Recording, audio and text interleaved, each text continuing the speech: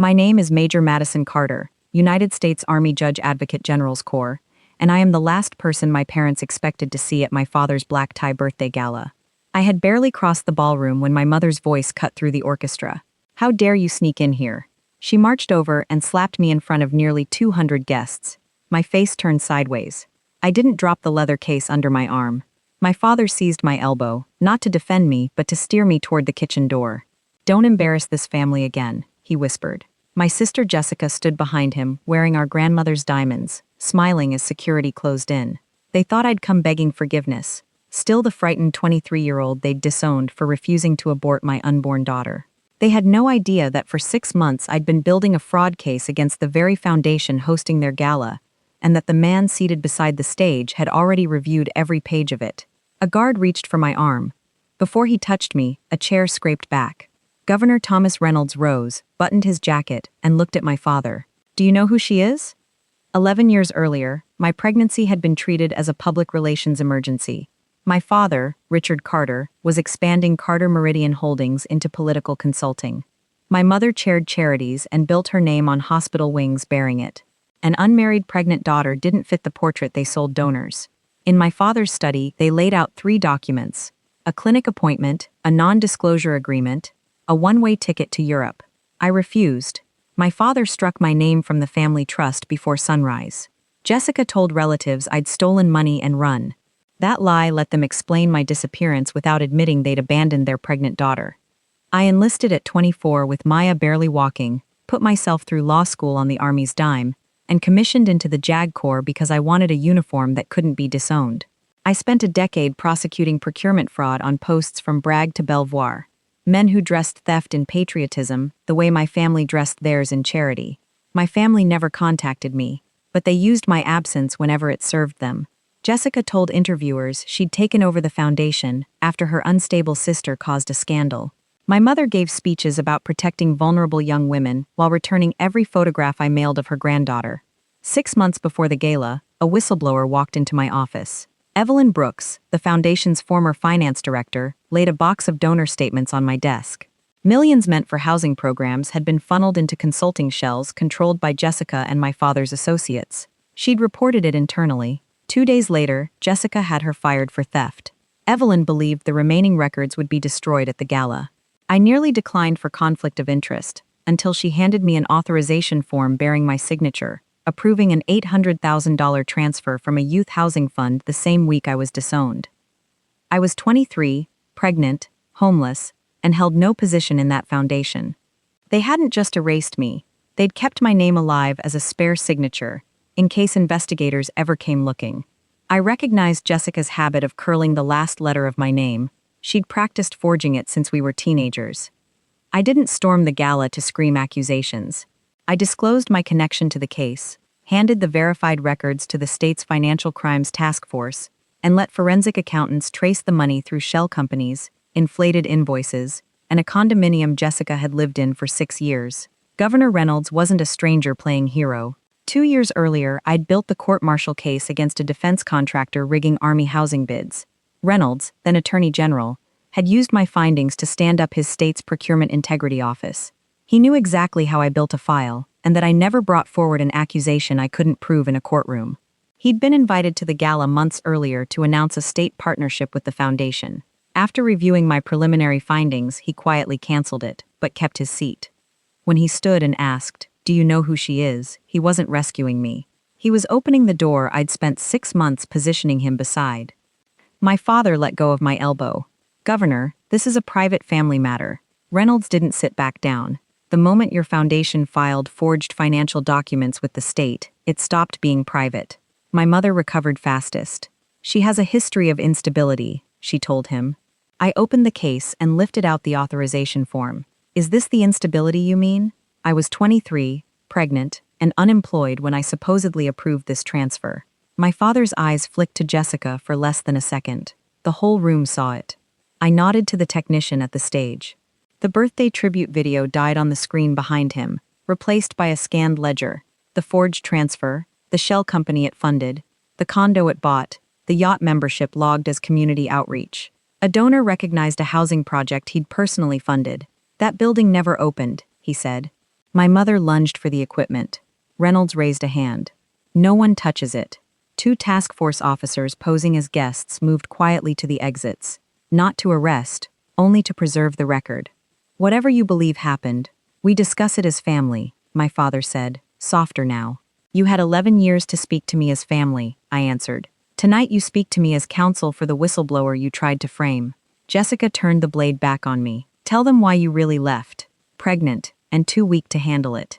I let her finish. I didn't refuse help, I said. I refused an abortion arranged to protect the Carter brand. I laid down the clinic confirmation signed by my mother, and the non-disclosure agreement drafted by my father's attorney, the clause tying my silence to any claim my daughter would ever have on family assets. You tied my daughter's life to my silence. When I said no, you cut me off and spent my name on a fraud. Jessica claimed she knew nothing about the forgery. I played the archived email where she told my father framing me would be believable, since she's already leaving in disgrace, and asked whether my old volunteer signature still existed on file. You told me those were deleted, Jessica said to him, before she caught herself. The admission hung over the ballroom. Photographs followed, the Foundation's women's shelter, digitally landscaped for donor brochures, actually a boarded warehouse with the water shut off for 3 years. A recording of my mother's voice. People don't give money for accounting details. They give money for the story. Clean up the numbers. Board members began edging toward the door. The task force asked them, politely, to stay available. You would destroy your father on his birthday? My mother asked. You chose this room, I said.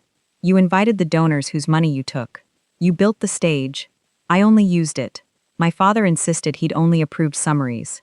I displayed his own handwriting beside 3 transfers. Use MC authorization if questioned. He hadn't overlooked the fraud, he'd engineered my part in it. Evelyn stepped forward with the backup drive Jessica had ordered destroyed, describing how staff were pressured to falsify invoices, and how a bookkeeper undergoing cancer treatment had been threatened with her insurance. My father accused her of theft. Reynolds answered evenly. Whistleblower evidence submitted through counsel is being handled under state law. You'll have your process.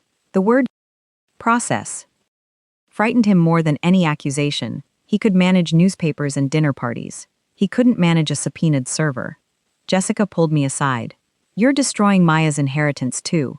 My daughter's future won't be funded with money stolen from homeless families, I said, and unlike you, she knows who she is without a trust account. In her fury, she admitted the first transfer had been her idea, gambling debts in graduate school, and that she'd suggested my name because I had no way to challenge them. My father took the microphone and tried to sacrifice her alone, calling himself a father who'd failed to see one child struggling. Jessica, refusing to be the only one left standing, climbed onto the stage and said every transfer required his signature.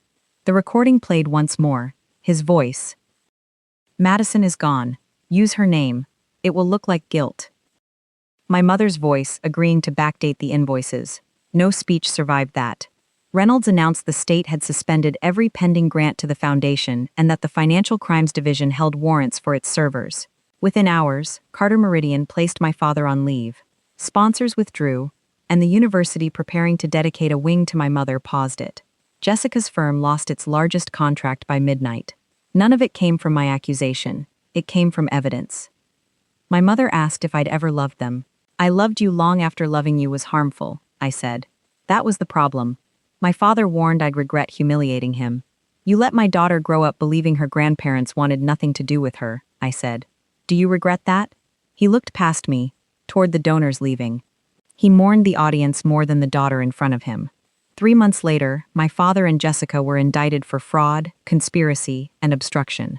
My mother faced charges for donor misrepresentation and evidence tampering. Carter Meridian removed him as chairman.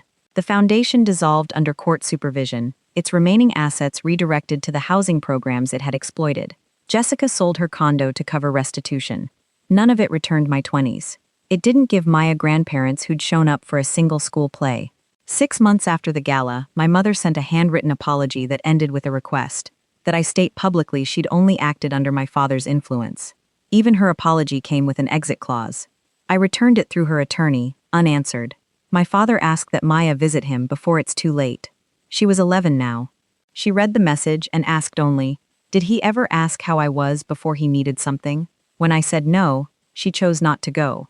I didn't argue with her. Jessica eventually took a plea: cooperation, restitution, testimony. She asked to meet me once. Attorneys present, no diamonds this time. I thought if you came back, I'd disappear, she said. You never had to love me, I told her. You only had to refuse to frame me. Whether we become sisters again, I still don't know. Some apologies come from understanding the damage. Others come only after the damage reaches you. Time tells the difference. I helped stand up a legal clinic for whistleblowers and people framed through financial identity fraud. Evelyn now advises the Rebuilt Housing Fund. At the opening of the first shelter, no ballroom of donors applauded a family name, because the Carter name wasn't on it. The women living there called it Harbor House. Maya painted a blue line along the reading room wall, laughing, paint on her hands, proof that a legacy doesn't have to be inherited. It can be rebuilt, honestly, one file at a time. People ask if exposing my parents felt like victory. It didn't, not that night. It felt clear. Their rejection had never measured my worth, only how dangerous the truth was to them. I didn't destroy my family. The family they advertised had never existed, only an arrangement built on fear and stolen money. Once I stopped protecting the illusion, it collapsed under its own weight. They thought they still controlled the door. They didn't realize I'd stopped waiting to be invited through it years ago. I came back because my name was buried inside their crime, and I left with it restored.